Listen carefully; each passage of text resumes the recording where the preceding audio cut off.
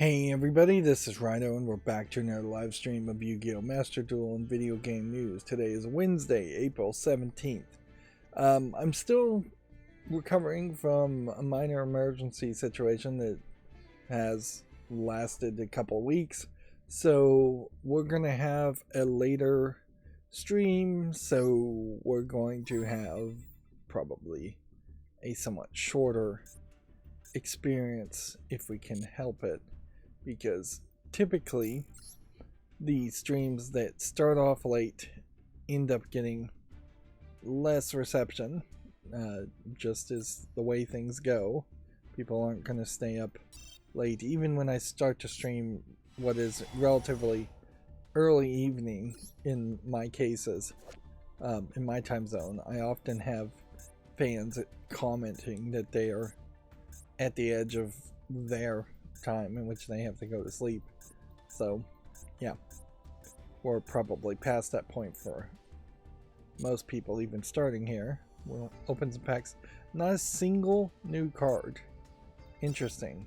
Have we hit that point now where opening 10 packs can give you fairly consistently not even one new card, because I have so many of these legacy cards which still feel like they are absolutely useless. This is interesting. You have just like a dog picture. Yeah, normal cards, pretty much unplayable. And even your best efforts to have normal cards do something still don't really have never really found a way to bring them back into being relevant. I believe we have an event going on. Nope. Lucked out here. It hasn't even started yet, so that does put us in a good position where we can just play a little bit of ranked, see if we can maybe work our way up to diamond. Probably not going to happen. And then yeah, if we could get to diamond before the end of the month, that would be great. But almost certainly the event is going to start, and then we'll get distracted doing the event, trying to get those extra rewards. Mostly we're just doing the daily quests today, is really our only focus. Speaking of not having a lot of focus, it is definitely the case that I haven't really done anything video game related at all in the past couple of days. What I was needing to do is sit around and just be available. So instead I was watching Amazon Prime TV show, well, a TV show on Amazon Prime at least, called Beacon 23, which is an interesting sci-fi show in my opinion because of the frugality of it. It is set on a beacon, which is effectively a sci-fi version of a lighthouse. They make direct comparisons and comments there, and that's pretty much it. Like, there are no flashbacks, flash forwards, or side flashes really that are not set on that one location. So they are incredibly cheap and don't have to spend that much time making new locations, new planets, new things like that. Ironically, there's probably a little bit too many people in the first season. It feels like you could have probably slowed down the number of people, considering that the beacon is supposed to just be this incredibly isolated place. The beacon basically feels like nobody unexpected showed up for hundreds if not thousands of videos at the beacon, and then once the TV show starts, it's like every couple months there's raiders or invaders showing up, adding more characters, adding more external conflict, whereas it probably would have been nice if they could have rewritten some of the episodes to have just more internal conflict. Noticeably, the beacon never really gets damaged and needs repair. It's not a case where the beacon might blow up by the end of the episode, or that something needs repair or something like that. And that's the kind of internal conflict you could potentially write, and they're just not doing it. But yeah, there are no shown aliens, so it's not a Star Trek thing where every episode has to be on a different planet with different aliens, or different aliens on the Enterprise. And it's just so frugal, and it frankly makes a lot of sense. It looks really good because they don't have to waste their budget. Whereas, in contrast, some of the more recent Star Trek shows in particular feel like they struggle because they're spending a lot of their budget putting people in costumes and outfits and doing CGI and having a whole bunch of different sets, a new set for each episode potentially.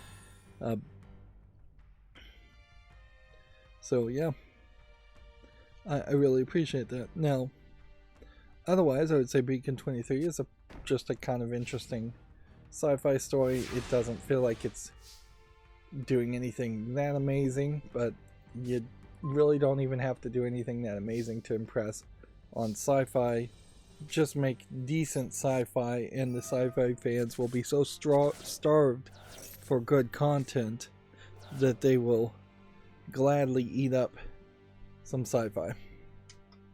In contrast, I question if Fallout as a TV show isn't going to eventually just stumble under those issues. But Amazon may just shove so much money under it. Beacon 23 was actually an MGM production, it looks like. So, it just happens to be streaming for free on Amazon Prime. Whereas Fallout is absolutely going to be part of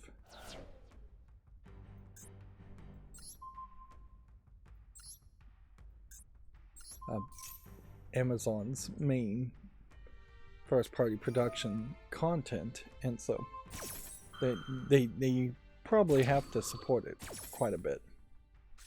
In the Fallout TV series, I question if it could go through a third or fourth or fifth season without eventually just straight up just retelling the events of every Fallout game, to which if you went a fifth season and each season was a game, you then would still potentially struggle to have enough content. But yeah, the more distance I get away from watching the Fallout series, the more I question whether I really enjoyed it as much as maybe I thought I did.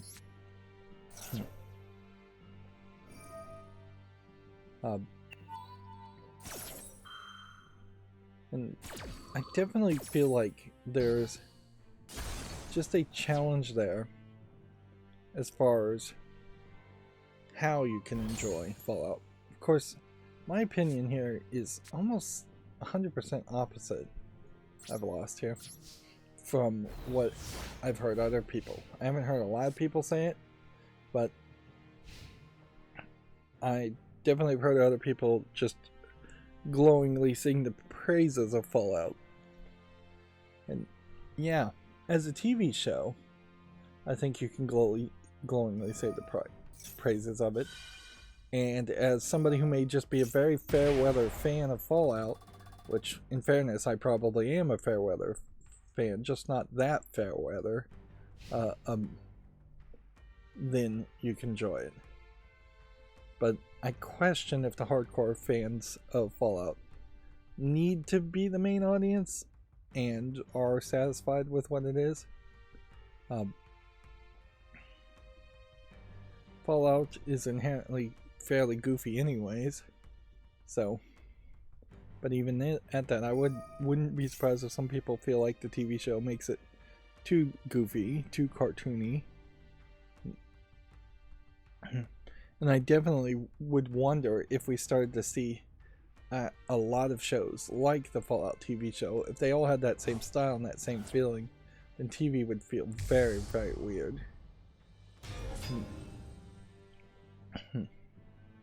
But then again, without rehashing my previous stated in previous stream feelings around the Fallout TV series,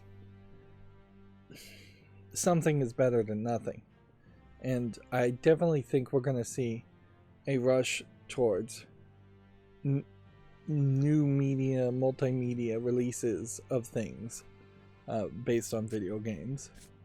And it probably will just try to be across the spectrum of different types of games and across the spectrum as far as how they are going to be translated into other forms of media. Whereas I kind of don't feel like the Mario movie really is translating a video game as much as it is just translating an icon character of Mario. And the Sonic movies feel like the same thing. They're not really translating a Sonic game, I don't think, as much as they are just translating the iconic Sonic. And we've been more in that realm.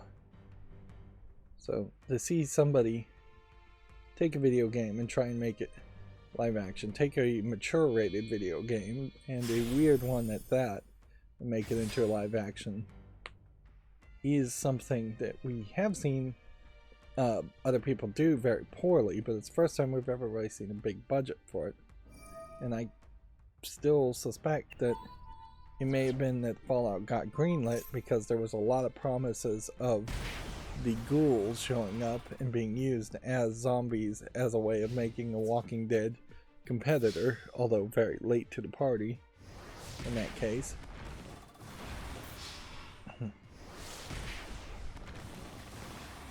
Let's see. Speaking of translating things, Video Games Chronicle here says WayForward is making Yars Rising, a Metroidvania based on the Atari's Yars Revenge. Remember, Atari has been bought out at least once, if not several times now, so the Atari now is not the Atari of many decades ago. So, and I think the Atari now is very much willing to license out things. And while Yars Revenge is fairly recognizable as a game, it seems very weird that you would translate Yars Revenge, which is just a sequel to Arkanoid. I believe Yars Revenge is Arkanoid 2, Yars Revenge, into a Metroidvania game, which is just a completely different kind of game, although very much in the wheelhouse of WayForward with their Shantae series and River City Girls being more beat up game. Mighty Switch Force is a more puzzle platforming game, and then DuckTales Remastered is just a remaster of an older game, and Contra Operation Galuga is just a new Contra game. And see, even in the little bit that's teased here, you're seeing you've got this 3D anime girl, for lack of a better term, being shown off. More like we wanted to make a Metroid game, but we couldn't make a Metroid game, so we made some new character. Yeah, it definitely feels like if you just replace this model into a Metroid character, and this was just a blaster shooting blasts, this would be a Metroid game, not in any way a Yars Revenge game.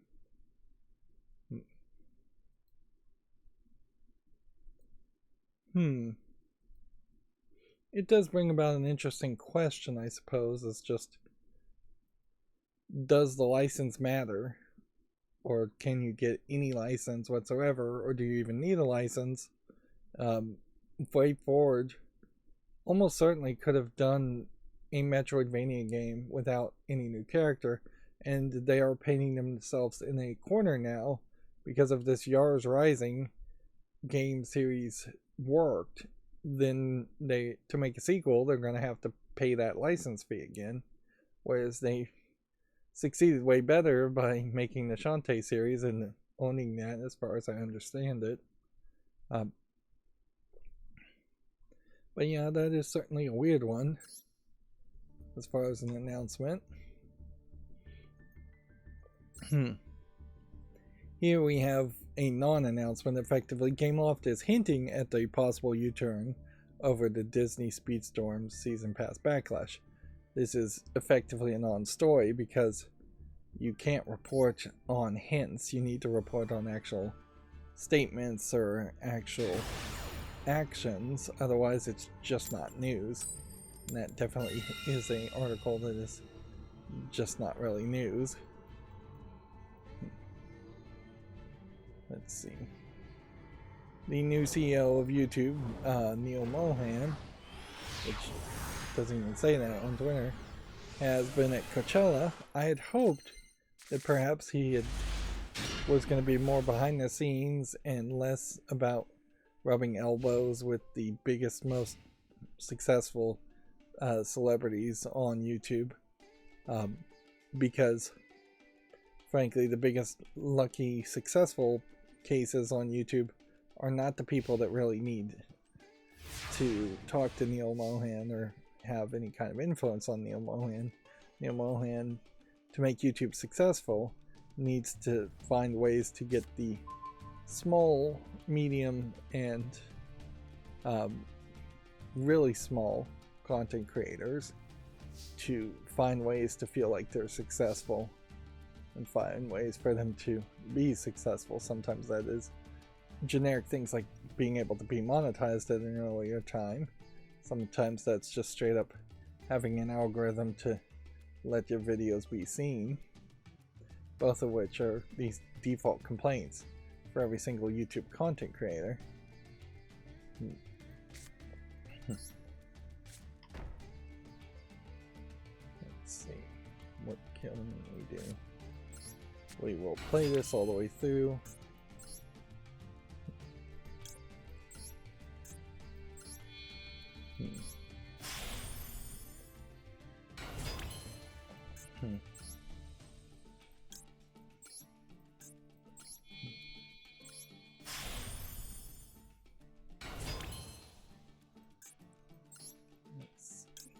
Yes.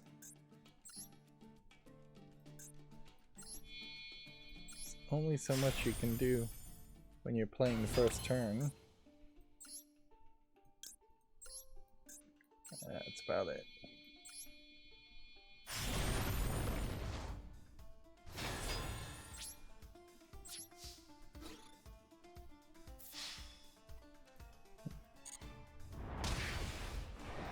Wow, this guy doesn't seem like he's got anything to do.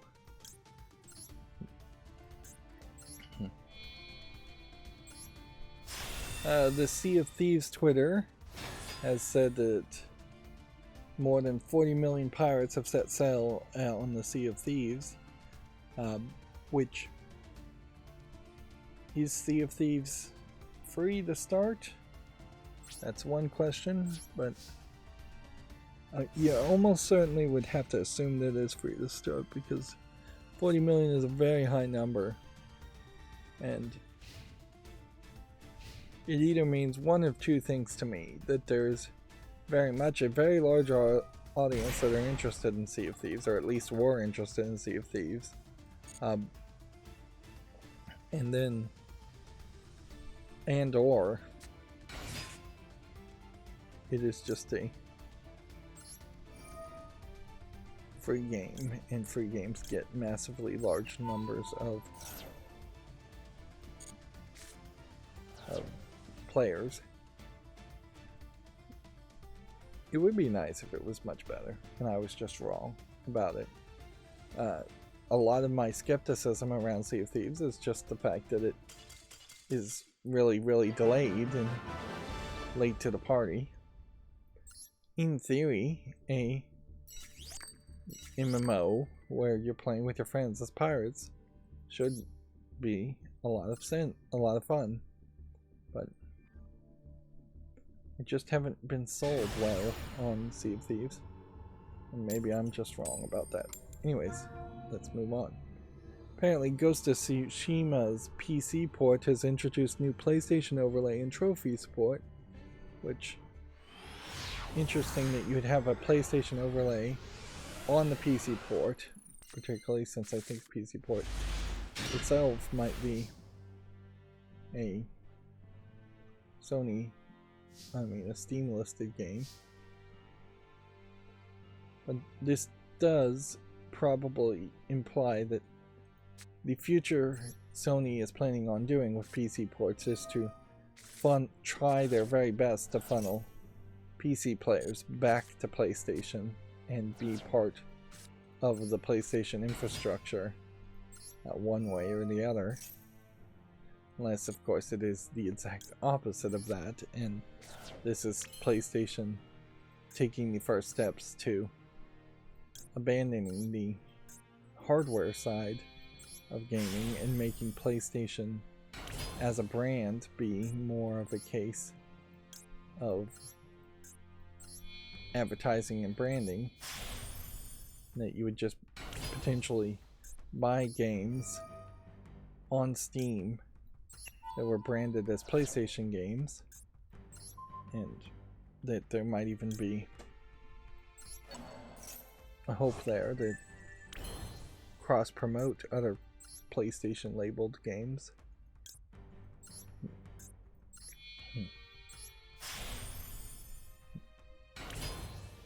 And Steam and Valve are fairly offhands on almost everything. At least publicly they seem offhands on almost everything, but I would question if maybe that is a step too far, that all of a sudden we started to have a lot of games on Steam that were just branded as PlayStation and Xbox and even Nintendo, and that each of them were just advertising and pushing everybody who's playing on PC to a console infrastructure.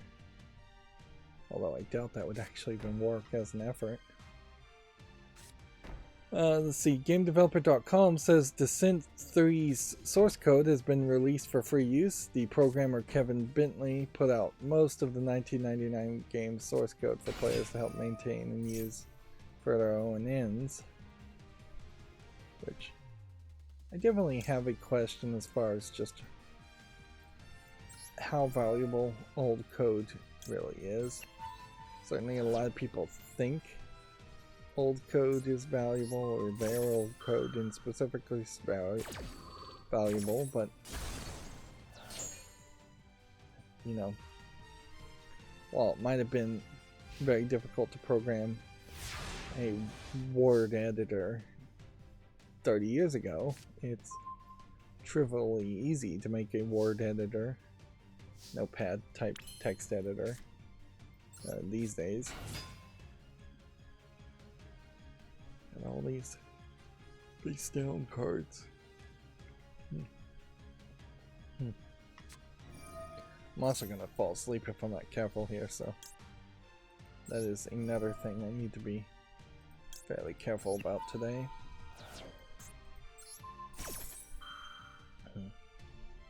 Let's see, Video Games Chronicle says that the Pocket Pair CEO is proud other studios are making games inspired by Palworld. Quote, the industry historically innovates when we borrow ideas from games we love. Which, yeah, I would assume he pretty much has to make some kind of statement like that, because it wouldn't really make a lot of sense otherwise. If he was trying to say, no, you can't copy our game, when their game is obviously inspired by very similar to some elements of Pokemon, although it's actually very different than many other elements.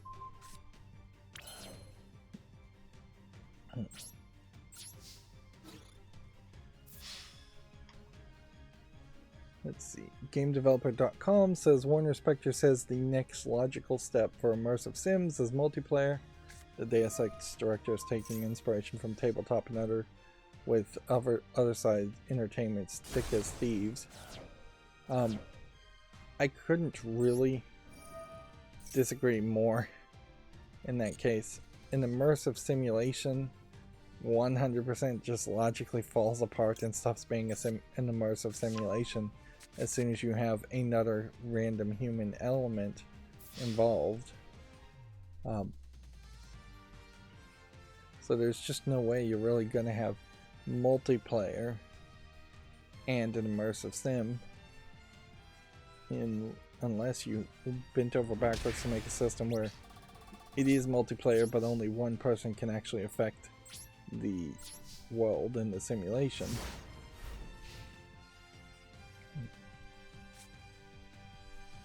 I imagine there was probably a desire to turn games like The Sims into a multiplayer game, but I'm sure they never could really figure out a way to successfully do that, because it is just very contradictory concepts. If you like isolated forms of entertainment where you can go deep into your mind and experience something in a solo fashion, then immersive sims make a lot of sense.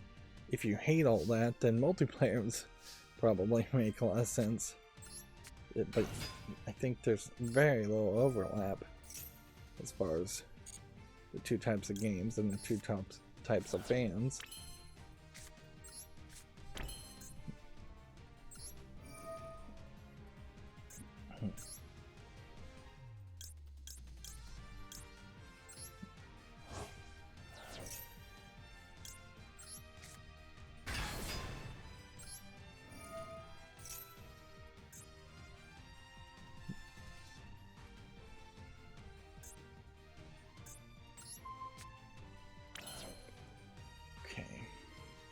Can we win now? I didn't do anything here that I should have done.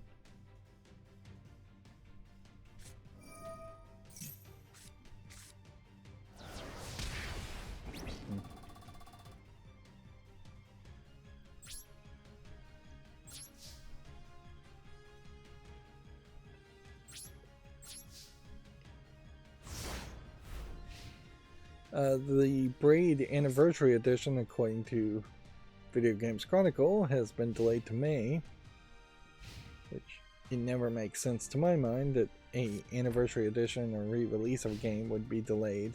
You didn't even have to announce your game, so there's no excuse for missing the announced date.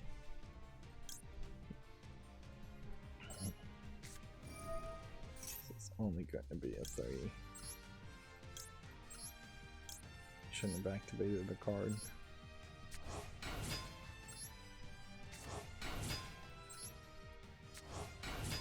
Although, maybe something will happen here.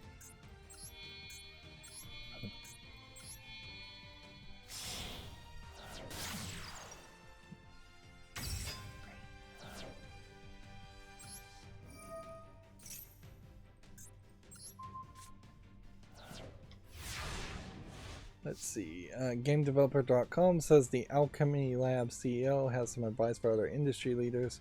Quote, don't chase trends, chase players. Which, on the face of it, does sound like something that would make a lot of sense. It'd be helpful as a good attitude. Although attitude alone will not make video game companies successful.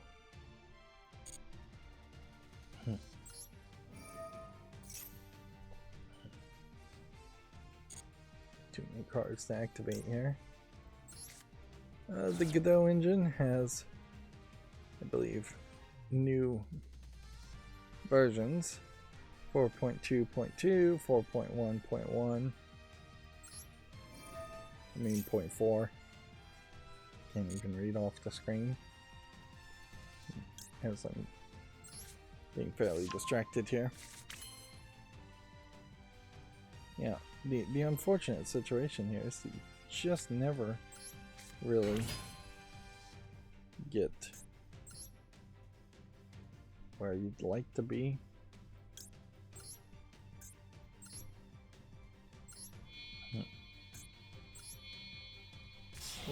You never get through the daily quest early. Is what I mean like that. By that.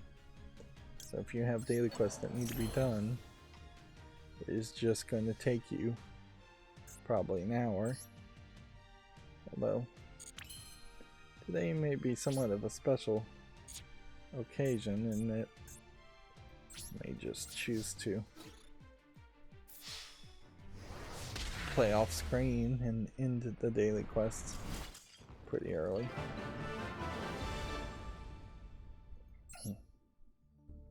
Again, I can feel that sleepiness coming upon me, so I don't want to really stream for too long here. So did we get enough daily quests done? Yes. Did we get the daily login? Duel Live I got a while ago. It definitely feels like you just don't get another Duel Live until you claim the previous one. Let's see, Gearbox official. What was I? Oh, they were promoting this Tiny Tina Wonderland's Land of the Giants comic book launching August 14th, which is an interesting contrast of mixed media. They are trying several different things with the Borderlands series, having a live action TV show, which we'll see when that comes out how that's received, but also we have a comic book. I think it is probably very easy to make a comic book and connect that to a video game, because I think those two medias complement each other fairly well. It's interesting, come to think of it, there are comic books to collect in Fallout 3. There are no comic books that you see at all, I believe, in the Fallout TV series. And certainly there, to my knowledge, are no Fallout comic book series that fans could buy, which feels like that would make a lot of sense. Yeah, I guess the more I try to remember what I've done with what I did with Fallout 3, the more I recognize there are just entire elements missing from the TV series, which is not super surprising. I imagine it is just a lot of astroturfing advertising that's happening right now with the Fallout TV series. In particular, they're claiming fans have somehow calculated the special stats for the main characters, which, yeah, there's no real way you would know for certain which number is correct, if there was even really a number.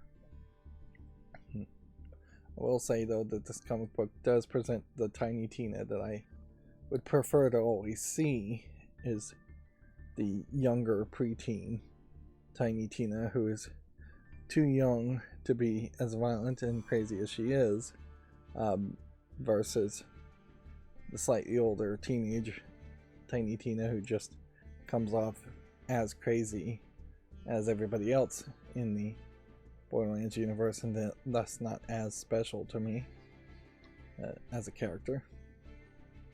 Let's see, Video Games Chronicle says Blizzard says it still talks about a console version of World of Warcraft, which, yeah, it definitely could happen at this point with mouse and keyboard support on the Xbox and Microsoft owning Blizzard, Activision Blizzard. That being said, the very next story is Microsoft has a Let Blizzard Be Blizzard, or Microsoft has so far let Blizzard be Blizzard following its acquisition, which the response to that headline is almost why it should be the right response, because the Blizzard that Microsoft acquired is not really the version of Blizzard that anybody wants or anybody is happy with. It is the charred remnants of a once great company.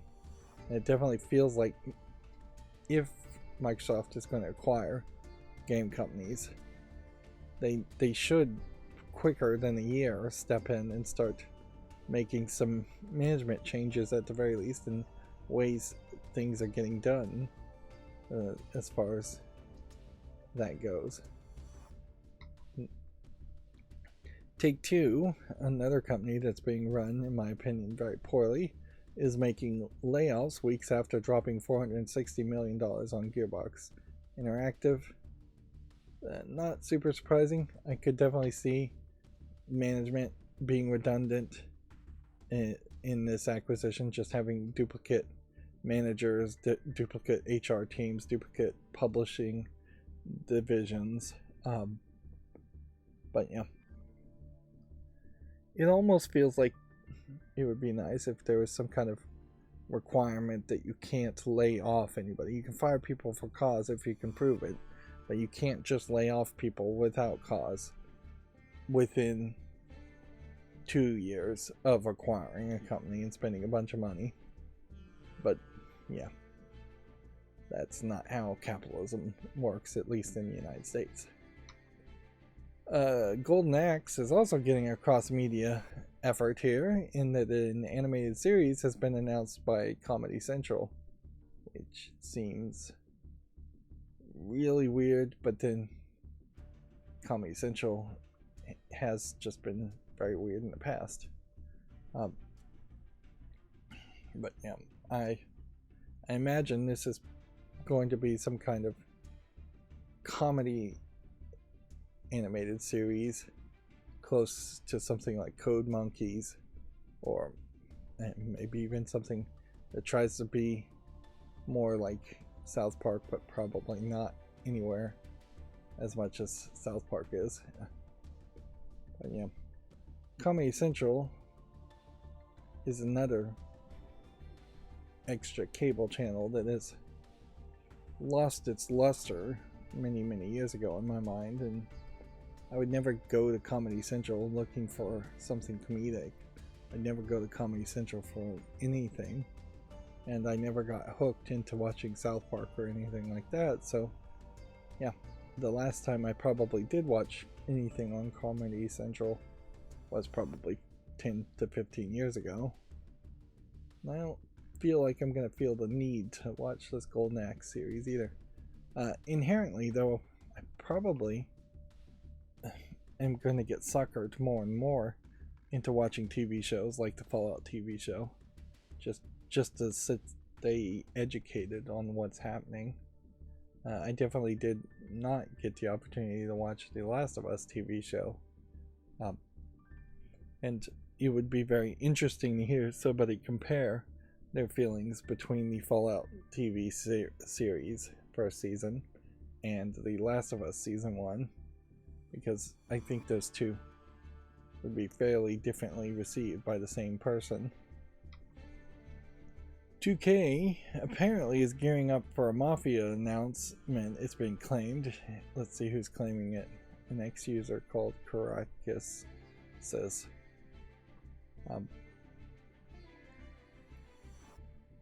It's questionable what they could really announce as far as a Mafia game, considering the third Mafia game was very poorly received, poor in sales. I think a major part of that is because the third Mafia game had you playing as a New Orleans African American character who had some kind of voodoo doll that would scare people away, and it just did not feel like a Mafia game. Inherently, I feel like Mafia games have to be of that Italian American persuasion for the Mafia phrase to even make sense. And so you paint yourself into that corner, and you just kind of have to stick with that. There definitely were complaints and claims that Mafia 3 went woke and went broke for changing effectively who the main protagonists would likely be. So that leaves me with the thought that if they are going to announce anything Mafia related, it would probably just be a reboot or remake of the Mafia series. And I'm not even sure Mafia 2 sold particularly well or was even that good. Mafia 1, I think, has been the real successful of the series. And they've just now made a couple sequels and potentially even yet another sequel. Let's see, the UK studio Koali is making layoffs to create room for new hires. Well, that is a nonsense statement, isn't it? Like, so you're laying off higher paid, more senior employees so you can hire lower paid, less senior employees who would be less demanding. Yeah. That's one of those cases where it is very beneficial, and probably should be the law everywhere, that you would have to justify laying people off and saying that you really don't need somebody to do that job, instead of the UK seemingly having no rules or regulations against just laying off people and then replacing them immediately with other people. GTA's parent company, Take-Two, is cutting 5% of its workforce. Game projects will be canceled as part of the cuts, is the sub-headline here from Video Games Chronicle. So, for a couple of days there, I lucked out and missed and didn't really see any news stories about layoffs and such, but it seems like we are re-entering the fray as far as just large amounts of layoffs and otherwise market crashing type headlines. GameDeveloper.com says Fallout games have doubled in player count after the Prime series premiered. This is yet another character that is just not in the series as far as I know. It's still important to point out that the Fallout games are also on sale on Steam, so that obviously is helping too. I wouldn't be surprised if in the long run we start to hear stories of people who loved the Fallout TV show, tried to play the Fallout game, then 200 or 300 hours into the Fallout game either give up or finish it and just are no longer that hyped. It would be interesting, certainly, if we could find a more traditional balance, and it just was known that you could make a TV series like the Fallout TV series and then convince people to play a game like Fallout 3 and spend so much time on that game that by the time they finished Fallout 3 they would be very close to a season 2 of the TV series. Even if you could pull that off, you can only do that so many times, because if you want to go 5 seasons, you barely have enough Fallout games to convince people to play one game in between each season. PlayStation's Puma collaboration is going live tomorrow. I guess these are mostly shoes that they're promoting. Really doesn't seem like there's a lot on the shoe that screams PlayStation to me. I'm not really seeing a logo or any of the symbols, just symbols on the tag here and some blue color theming. But otherwise this does just look like a Puma shoe. The bottom, I guess, has some symbols on it. I'd say this is pretty terrible picture considering how far away the shoes are. Anyways,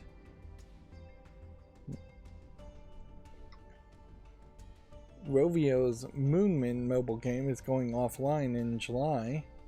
I do believe this was one game that was maybe on Steam also, and I wanted to give it a try, but when I see these kinds of headlines of games going offline and just being inaccessible, they immediately stop becoming relevant.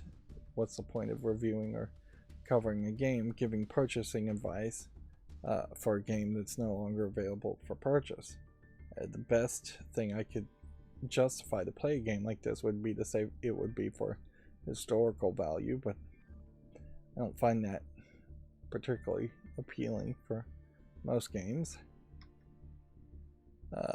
apparently there's a bit of a love fest going on, according to Video Games Chronicle, where Nier Automata's director Yoko Taro says that Stellar Blade is much better than his game, and then the sub-headline here is, but Stellar Blade's director thinks Taro's game is superior.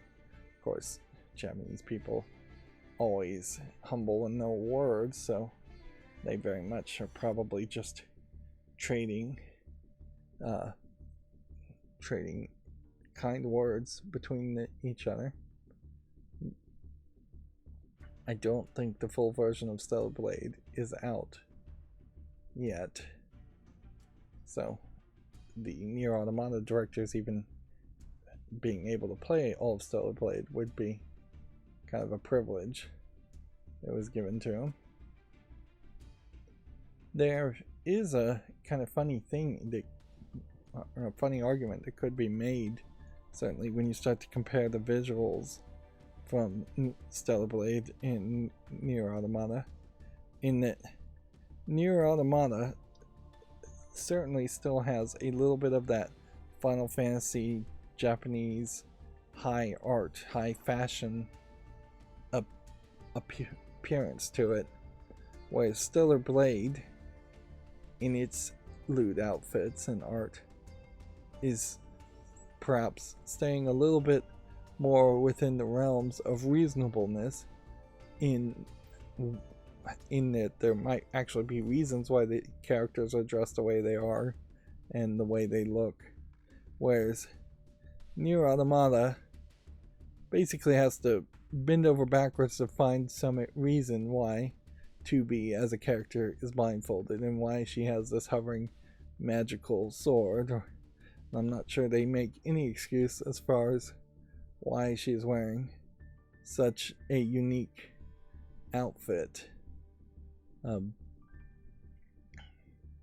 So yeah, you have more of a wild and crazy Japan here, where you have more here a straightforward Korean visuals that, yeah. If you went to a fancy dress party and there was a person dressed like 2B, you would think that they were probably crazy. If you went to a fancy dress party and somebody was dressed like these Stellar Blade characters are dressed, you would think that they were in just kind of somewhat lewd, skimpy clothing. Of course, this is once again a story that is more just promoting and Nier Automata and Stellar Blade, probably Stellar Blade more than Nier Automata. I don't think you can convince too many new people to play Nier Automata at this point. And it's the kind of headline that's not really actionable or relevant. It doesn't really matter if somebody else likes a video game. It's going to come down to whether you like a video game or not. And the subjective much better phrase means basically nothing. Let's see. Apparently, PlayStation 5 Pro specs leak video has been taken down by Sony. The video by Moore's Law is Dead has been issued with a copyright claim. So, seems like there was some leaks on the Pro specs. Who really cares? It frankly is questionable why Sony would even bother to take it down, unless it was just completely factually inaccurate. Rockstar, according to GameDeveloper.com, has quietly bumped up GTA Online subscription price.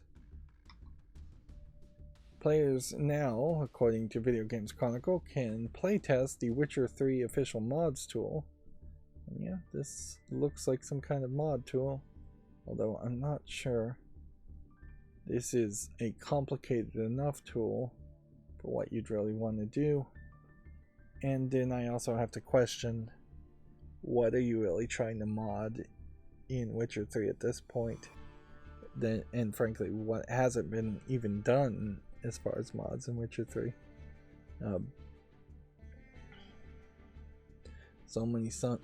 There's only so many times you can put the characters in skimpier clothes or change their appearance or reskin the characters in Witcher 3. I don't think you can add new areas. Unlike Skyrim, there aren't even really caves or dungeons. There aren't a lot of them. So I would be very shocked if a massively impressive and exciting mod came out of Witcher 3's mod tools. Although, obviously CD Projekt Red would like that to happen. Meanwhile, anything you do mod in The Witcher 3, probably not connecting in any way to Witcher 4. A company called Blaze has announced an Evercade product refresh for 2 new cheaper systems. The Evercade EXPR and the VSR will be replacing existing hardware. I also saw a video from Linus Tech Tips, which I watch a lot of their videos, perhaps too many, where there is a blockchain connected or Ethereum connected mobile Steam Deck competitor that has been announced. These Evercade game consoles probably not quite good enough for what they're asking. Seems like $100, and seems to me like they probably can only emulate, if they are even doing emulation, a few levels of games, like up to maybe PS1 or so. GameStop is offering a buy 2 get 1 free on all pre-owned games. This might be a great time to buy your Christmas gifts and certainly catch up on anything missing around a Nintendo Switch lineup. Less of an argument, I think, to buy PlayStation or Xbox games unless there's just 3 used games you are dying to get from PlayStation for PlayStation or Xbox, or mix and match. You may be able to mix and match. And then the beta registration is now open for World of Warcraft's The War Within expansion. And so that's what I have for what would have been technically the big news. But I don't know if that's really even that big of a news. Now, I've been meaning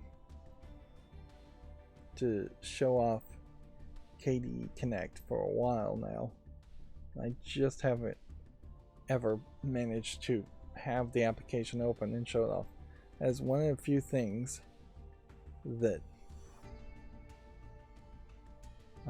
is rather nice, but I can't even show it off because it's not connected at the moment.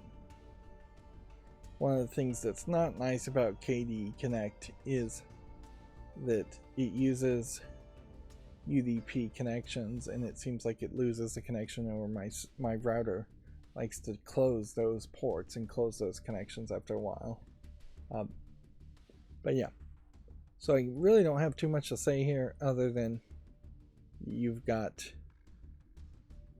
the possibility here where you can connect to multiple things, and when you do connect to multiple things, there are plugins that I can't even show you that would be showing up here. And let's see, I don't even know on the desktop version if you can manually pair something or not. So yeah, that was a waste of time. My point there, I guess, is mostly to say check out KDE Connect if you have ever a need, or ever even think you're going to need, to move files over or connect your phone to a different computer, laptop, Steam Deck to a computer. It's, when it's working, a pretty great program. Now, I do think there probably is room for improvement as far as how the network protocol works. it's not a surprise that it can't connect to the Steam Deck because the Steam Deck is in deep sleep, but it's a fairly large surprise that my phone is not connected to it. Let's quickly try and move through all of this. Again, started late. We see Counter-Strike 2 still at the maximum #1 spot. Wallpaper Engine taking the number 10 spot again. We're seeing Fallout 4 in the 15th spot, so it is working its way upwards. Although I almost just kind of wonder, what is the value in getting people to play your game after that, outside of that launch window? There should be value there, should be fairly high value there, but game companies have really made it clear that they don't care that much about sales outside of the launch window. They'll celebrate when they get over a round number to 10 million, 20 million, and such numbers like that, but yeah, it doesn't really ever feel like video game companies are just short on cash one month and they put their game on sale and that helps them pay the bills, or that they're just needing or wanting a whole bunch of new people playing their old games. Inherently, there is that flippant nature of game development in which they churn out a game and then after they've sold some DLC at most for that game, it is no longer in their interest or to maintain it or make more content from it. They have to move on to the next new shiny thing to sell. Looking at my chart here, we see Helldivers 2 taking a nosedive and many other things kind of going low. As far as who's playing what these days. And Fallout probably is in this list somewhere, but I suspect I will never find it amongst the mess. The Steam First Person Shooter Fest is underway. Although this doesn't even look like a first person shooter so much.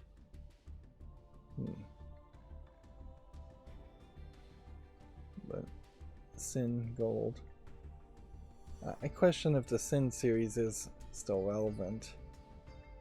It's an interesting name, but maybe all it has going for it. And yeah, the rest of these definitely look like first person shooters.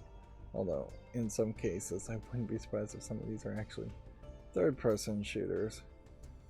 You can claim some free items at the gift shop, or the point shop. Or animated stickers you can put in chat. And frames. Let's go ahead and equip that one now. That actually looks like that is fairly nice. There. But that's all I think we get as far as anything being interesting. Let's see if we can figure out what happened there.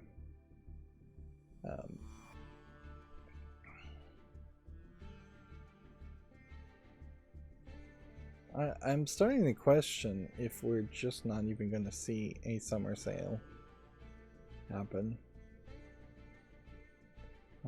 at this point. I guess there is something kind of unique here in first-person shooters that you can have Counter-Strike 2 be in the list for this sale, where Valve games would struggle otherwise to justify being in lists. And there is definitely an argument that maybe Valve games should not be advertised in the list at all, because that is a little bit shady. But yeah, nobody's seemingly crying about it too much. You do run into a problem, I can already tell. when you start looking at first-person shooters, in that there's going to be a fairly high number of games. This one was reviewed pretty poorly. Nope, the remake on this was reviewed pretty poorly. The classic versions reviewed pretty well.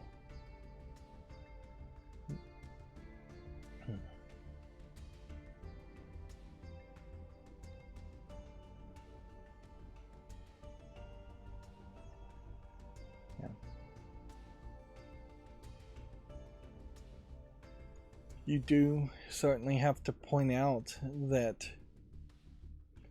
amongst the types of games, first-person shooters are far too prevalent, and so I do have this distaste of first-person shooters getting any extra praise, considering they are just the de facto standard.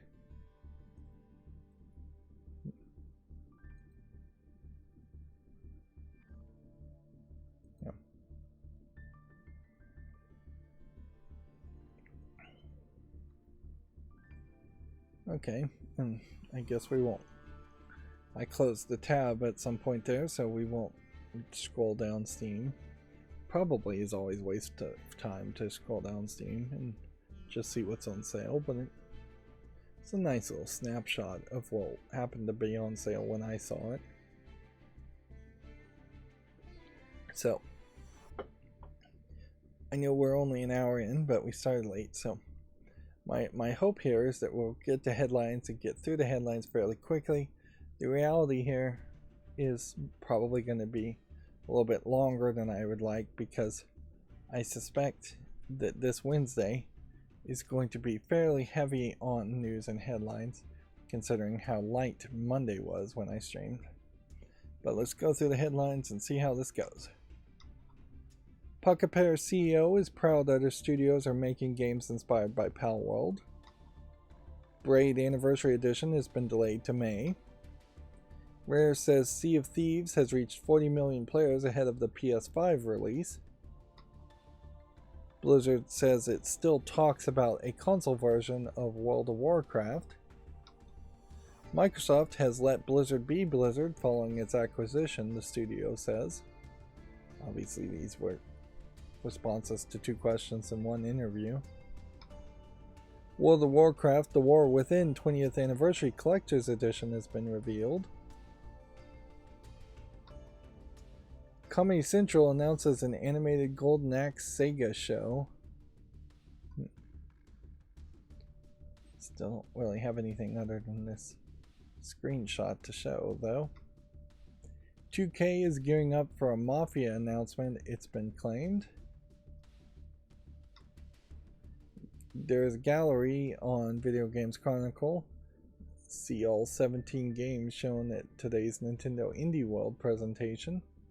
This was a while ago. 4/17. Nope, they put the months backwards and the days backwards compared to people in the United States. This was today. Little Kitty Big City. Yars Rising. That's a weird one we've seen already. Refined Self to Personality Test.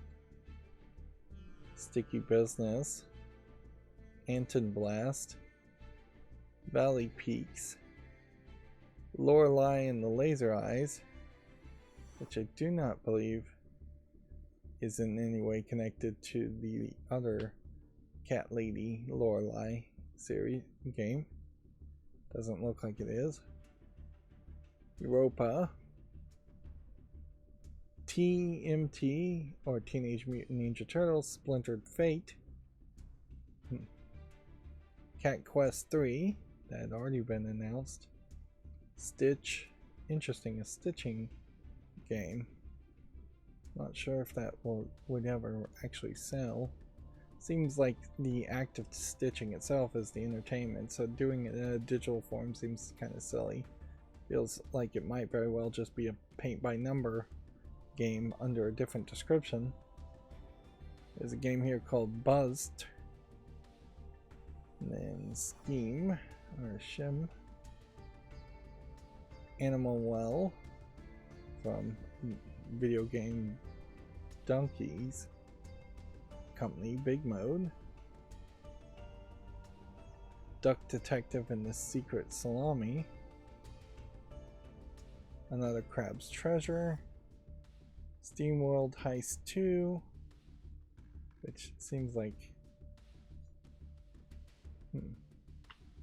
SteamWorld Heist might be one of the few SteamWorld games people actually did like if it's getting a sequel. I would suspect that might be the case.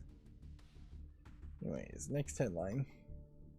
WayForward is making Yars Rising, a Metroidvania based on Atari Yars Revenge.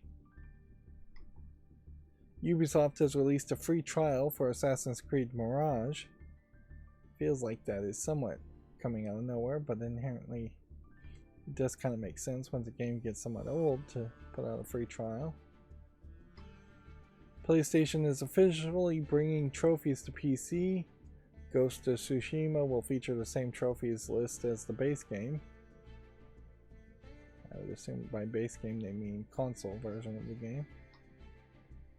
GameLoft hints at a possible U-turn over Disney Speedstorm's season pass backlash. Grounded gets its final huge update, fully yoked, as it arrives on Switch and PlayStation. So I guess that's last of the updates for Grounded. Grounded being once again one of these multiplayer games that if they just made a single player mode for it, I might actually have played it, but they didn't. Mortal Kombat 1 Season 5 launches today as Ermac arrives for Combat Pack owners. Yeah, to get back to Grounded, come to think of it, that is really just a great example of a game that had some initial hype and interest and feels like it really has failed to maintain a large enough fan base that would really want to play the multiplayer game. Ubisoft responds to criticism of Star Wars Outlaws Season Pass exclusive missions. Players have to buy at least $110 Gold Edition to access the mission at launch. Their response, I think, was fairly lackluster also. But yeah, the price is just too high, so I don't think anybody would have ever been happy with their response. 70% of developers worry about the live service model sustainability, a survey shows. Good. The live service model was always terrible and exploitative. I hope it does die. Hasbro is talking to lots of partners about making Baldur's Gate without Larian, which, yeah, I suspect Hasbro will find somebody to do it. The question is going to come down to how good that somebody will be. GTA parent company Take-Two is cutting 5% of its workforce. Xbox Game Pass titles for the rest of April have been announced. Hades 2 technical test is now open for signups. Sustainability Week is coming to Pokemon Go. Apparently it's an event. Rayman the board game is coming this year. Isn't that really video game related? I guess it might be loosely video game related. PlayStation's Puma collaboration goes live tomorrow. Players can now playtest The Witcher 3's official mod tools. 7 Final Fantasy games are leaving the PlayStation Plus game catalog next month. Apparently 26 games in total are leaving PlayStation Plus Extra and Premium in May. Blaze announces Evercade product refresh for 2 new cheaper systems. Nintendo Indie World returns tomorrow. That would have been today. This is old news. Nier Automata director Yoko Taro says Stellar Blade is much better than his game. It Takes Two studio Hazelight says they will announce new stuff later this year. Effectively, this is just an announcement for an announcement. An upcoming Metaphor ReFantazio stream will show 30 minutes of gameplay footage. A PlayStation 5 Pro spec leak video has been taken down by Sony. Uniqlo announces a new clothing range based on Final Fantasy XIV, 16, and Pixel Remastered. GameStop is offering a buy two get one free on all pre-owned games. Keanu Reeves will reportedly voice Shadow in the Sonic 3 movies. Beta registration is now open for World of Warcraft's The War Within expansion. Frostpunk 2's beta is now live. We're getting a lot of announcements of betas now. Interesting. I guess this is when we start to see more of that. And I thought they had fully confirmed that Keanu Reeves was going to play Sonic or voice Sonic in, or voice Shadow in Sonic 3. But maybe they hadn't confirmed that. Roblox has changed its marketplace policy to let users upload and sell avatar items, more users. Final Fantasy VII Rebirth is underperforming sales-wise in analyst claims. Final Fantasy XVI was successful in attracting younger players, says the DLC director. Lawbreakers 2.0 fan project makes Cliff Bleszinski's quote dead first-person shooter playable again after 6 years. Alright, and that gets us to Gamatsu articles. Let's see how quickly we can go through the Gamatsu articles. Potionomics Masterwork Edition has been announced for the PS5, Xbox Series, and Switch.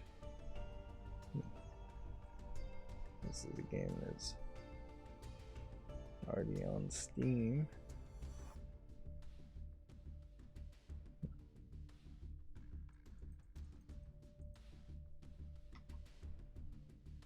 Nine RIP is coming to the West in 2024. This looks like an Otome young maiden visual novel.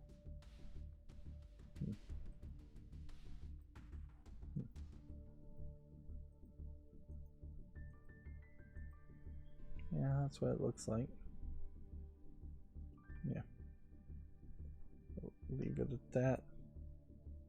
Is it going to come to Steam? I guess was one thing. It doesn't seem like it is. It seems like we are still seeing maybe a slight increase in visual novels and Japanese games that maybe would have trouble being or staying on Steam, instead just straight up trying to sell games through their own websites. And I kind of wish that would work, but I don't think it really does work. Golden Axe animated series has been announced by Comedy Central. Pretty obviously this headline would never have a link to Steam. SteamWorld Heist 2 has been announced for all consoles and PC. As soon as they introduce a new console that's likely to be mentioned, I'm going to have to update what all consoles means. Duck Detective: The Secret Salami launches May 23rd for Switch and PC.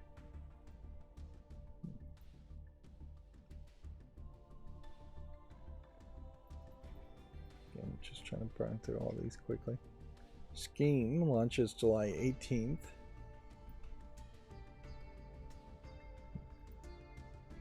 I have no idea what this is.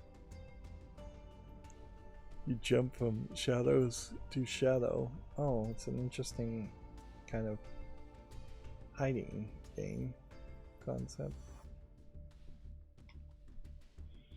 Embroidery puzzle game Stitch is now available for Switch. Perhaps with the Joy-Cons, these stitching actions are more realistic on the Switch. A fast-paced side-scrolling platformer called Bust is coming to Switch this summer. It's already been on Steam, so let's see if we can see where the reception is around it. It's all very positive.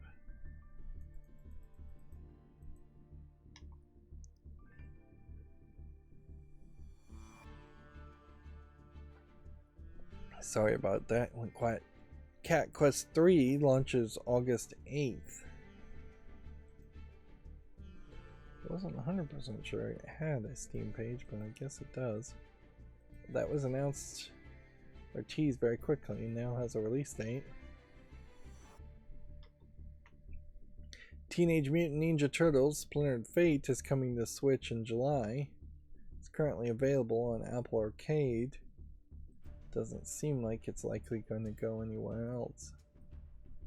That might be more of a thought that Apple Arcade is failing and people are pulling out of it more and more. Or maybe all the contracts have run out for Apple Arcade exclusivity. Europa adds a Switch version. This is coming soon on Steam.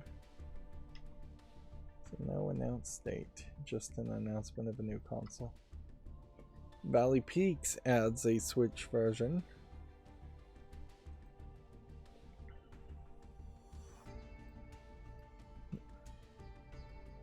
Increasingly, we're having a situation where you have indie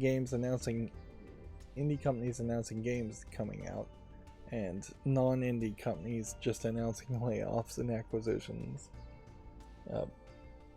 There is clearly a separation there on focus. The Exit 8 is now available for Switch. The Exit 8 is still incredibly popular.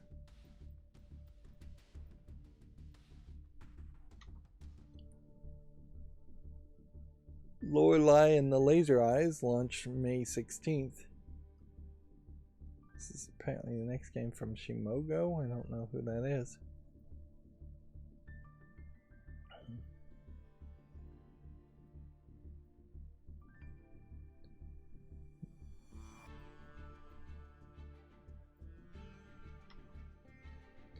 Anton Blast launches November 12th.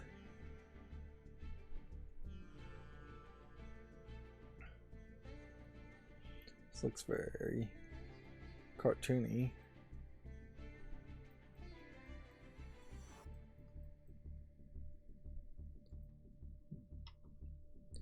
Machi Kori with Everyone launches July 5th. I'm not sure this one is coming to the West though. Does this support English? It says it does. What a weird looking game to come to the West. Feels very, very culturally based in Japanese culture. Sticker Shop simulation game Sticky Business is now available for Switch. Previously it was also a Steam game.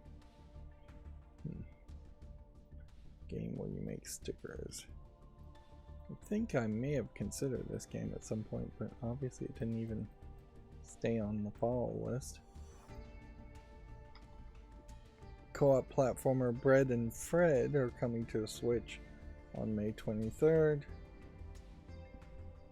This too was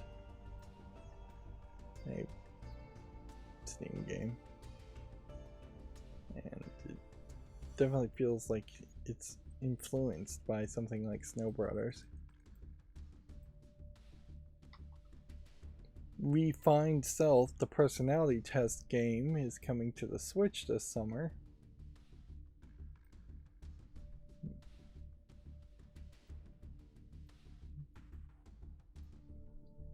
This seems like quite a lot. As far as the game, more than I would expect.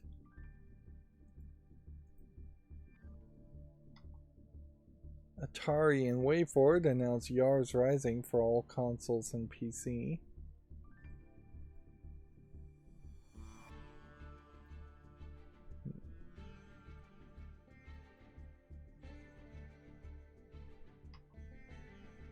Little Kitty Big City launches May 9th.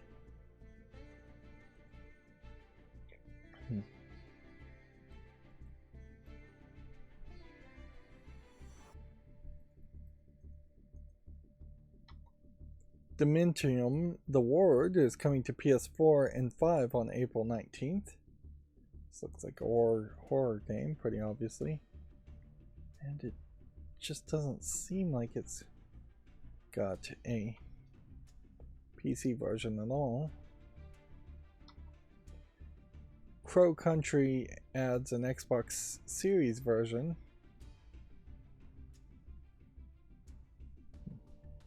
Should I be promoting games if they're just adding a new version? Probably not. Moon Samurai Kickstarter campaign has been launched.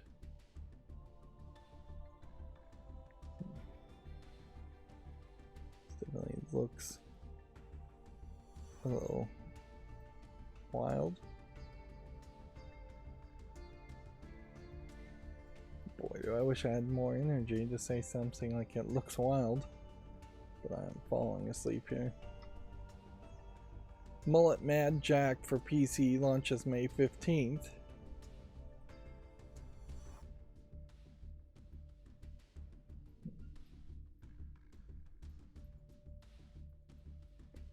I guess that's Mullet Mad Jack is the name of it. Ghost of Tsushima's Director's Cut for PC details crossplay, PlayStation overlay, and system requirements on Gamatsu. The Famitsu review scores issue 1846 are available on Gamatsu. This giving Demon Slayer Kimetsu no Yabai sweep the board 30 out of 40, Euden Chronicle 100 Heroes 33 out of 40, and Saga Emerald Beyond 33 out of 40. Let's see, Mushoku Tensei Jobless Reincarnation Quest of Memories launches June 20th worldwide. Definitely feels like it's based off of some kind of anime series. No Steam link at the moment, however. Puzzle adventure game So-Won, the Toy Wonderland, comes to Switch on May 2nd. Already, once again, is on Steam. A lot of these games are like years old.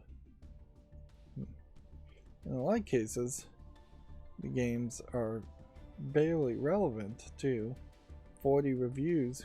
Now, my cutoff point is 30 reviews, but doesn't feel like a lot.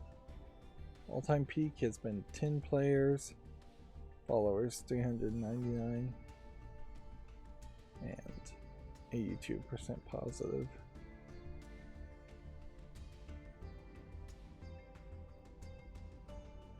That's probably a great example of games also failing via Steam and Steam Direct.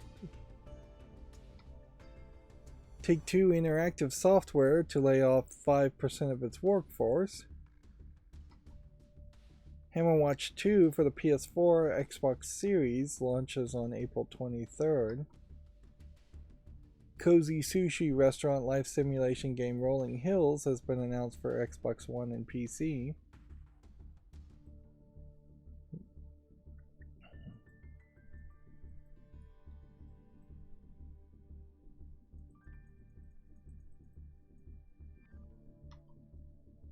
$1000X Resist launches May 9th for the PC and Switch, it seems.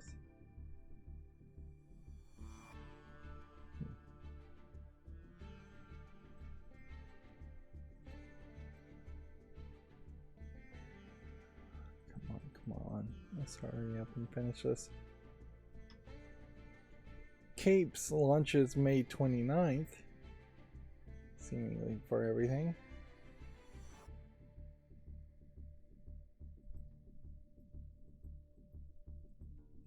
Not really sure what this is. Some kind of superhero game, I guess.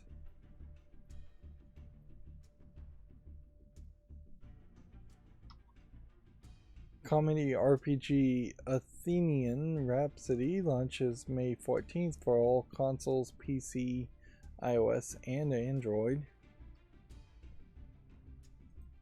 Definitely feels like a random assortment of visuals,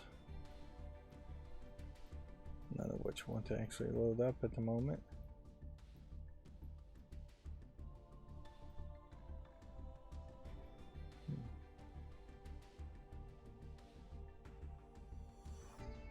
How did we get to my discovery queue? I am literally falling asleep here, and this really sucks because I absolutely have to do something else that's going to require my attention after this. Xbox Game Pass adds Manorlands, Another Crab's Treasure, EU Din Chronicle 100 Heroes, and more in late April. Nintendo Indie World Showcase set for April 17th. We already saw that. Stellar Blade's Japanese version special trailer apparently is available. I suspect it may not be much different than the other trailers we've seen. Maybe just in Japanese. Remember, Stellar Blade is a Korean game, not a Japanese game. Caravan Stories for Switch is going to end service on June 13th. Fate Samurai Remnant DLC Records Fragment Yagyu Sword Chronicles story has been detailed on Gamatsu. Teleportation-based platformer Telebit has been announced for the PS5, Xbox Series, Switch, and PC. Atlas exclusive Metaphor ReFantagio live stream has been set for April 22nd. Sermont release date has been moved up to May 2nd. Sandland has a Sandstorm trailer if you want to watch that on Gamatsu. One Piece Odyssey Deluxe Edition is coming to the Switch on July 25th in Japan, and then July 26th worldwide. Now, I've realized here, what I failed to do was to go through all the games that would have been on the secondary list, games that would have come out in between last stream and this one, to see which ones I should put on the fall list and or make a YouTube short on. I've totally skipped that process, and that would have probably taken an hour, and I'm glad I skipped that process, and I'm gonna go with it because yeah, I'm running out of steam quickly here, very quickly, and I don't know what to do on days like this. Otherwise, I guess I could have gone to sleep and then streamed in the middle of the night or streamed early morning the next day, but none of that really helps. And then for GameDeveloper.com, games, apparently UK Games Fund grants £3 million to 22 rising game developers.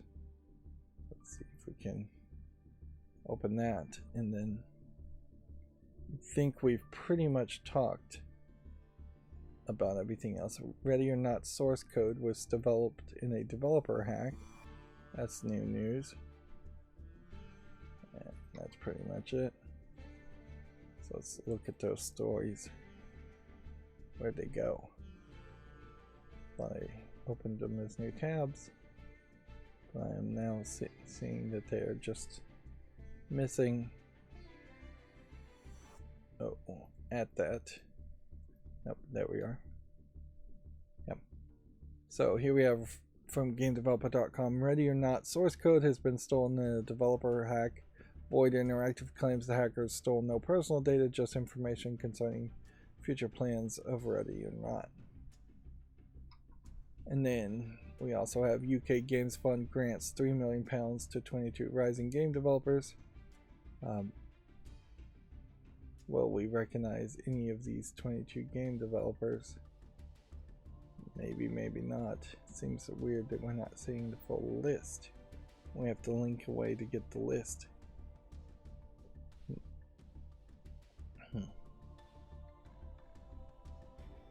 So each of these companies seem to have a logo and a name behind them, but none of them seem particularly recognizable at all.